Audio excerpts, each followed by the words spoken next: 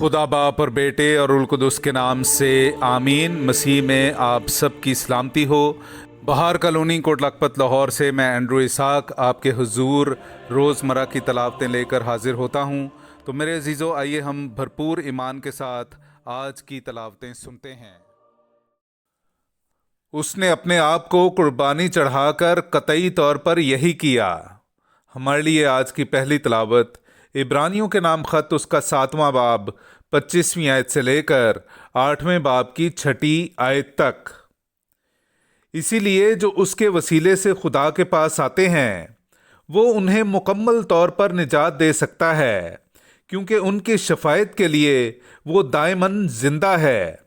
चुनांचे हमारा काहिन आज़म होना भी ऐसा ही चाहिए था कि वो मुकद्दस, मासूम, बेरिया, गुनहगारों से अलहदा और अफलाक से भी मुत्ताल किया गया हो, जो सरदार काहिनों की तरह इसका मोहताज ना हो कि हर रोज़ पहले अपने और फिर कौम के गुनाहों के लिए ज़बीहे चढ़ाए, क्योंकि उसने एक बार कतई तौर पर यही किया जब उसने अपने आप को चढ़ाया।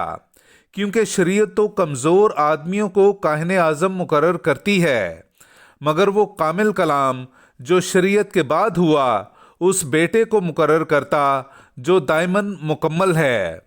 बयान रवा का नफ्से मजमून ये है कि हमारा एक ऐसा काहिन आज़म है जो आसमान पर तख्ते हशमत की दहनी तरफ बैठा है और मक़दिस और उस हकीकी मस्किन का खादिम है जिसे खुदावंद ने नस्ब किया, ना कि इंसान ने।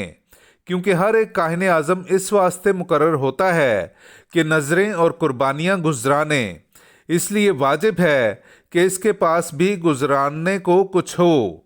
बस अगर वो ज़मीन पर होता तो हरगिज़ काहिन ना होता, इसलिए कि शरीयत के मुआफिक गुजरानने वाले मौजूद हैं जो आसमानी चीज़ों के नमूने और साए की खिदमत करते हैं।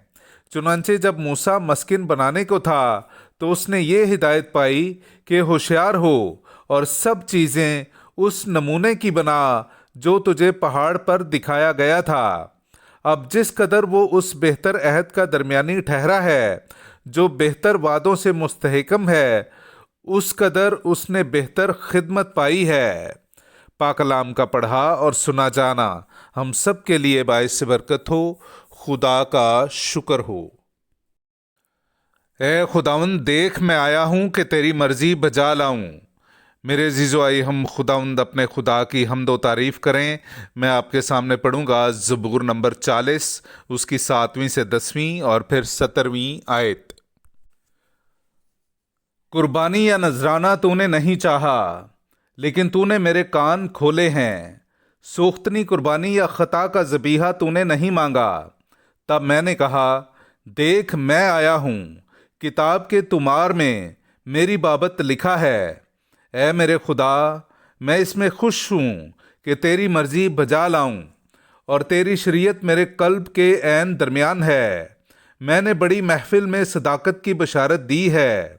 देख है खुदाउन, तू जानता है मैंने अपने लबों को बंद नहीं रखा। जितने तेरे तालिब हैं वो सब तुझसे खुश हों और शादमानी करें, और तेरी निजात के मुश्ताक हर वक्त कहा करें, खुदावंद की ताज़ीम हो। पाकलाम का पढ़ा और सुना जाना हम सब के लिए बाइस बरकत हो। खुदा का शुक्र हो। नाराए हम्द।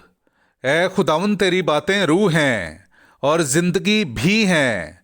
हमेशा की ज़िंदगी की बातें तेरे ही पास हैं। हालेलुया। मेरे अज़ीज़ों, आइए हम आज का इंजीली इक़्तिबास सुनते हैं।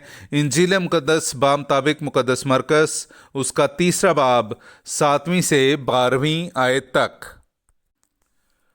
और यीशु अपने शागिर्दों के साथ झील की तरफ चला गया, और जलील से एक बड़ा हुजूम पीछे हो लिया, और यहूदिया और यरूशलेम और इदूम और उर्दन के पार और सूर और सैदून के गिरदो नवा से भी बहुत खलकत उसके बड़े कामों की खबर सुनकर उसके पास आई।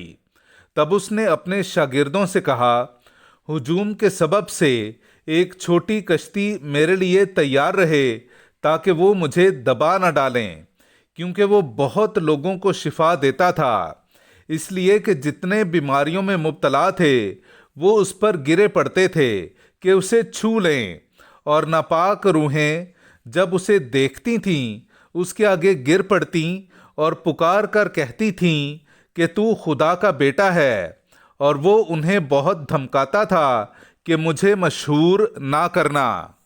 پاک کلام کا پڑھا اور سنا جانا ہم سب کے لیے باعث برکت ہو۔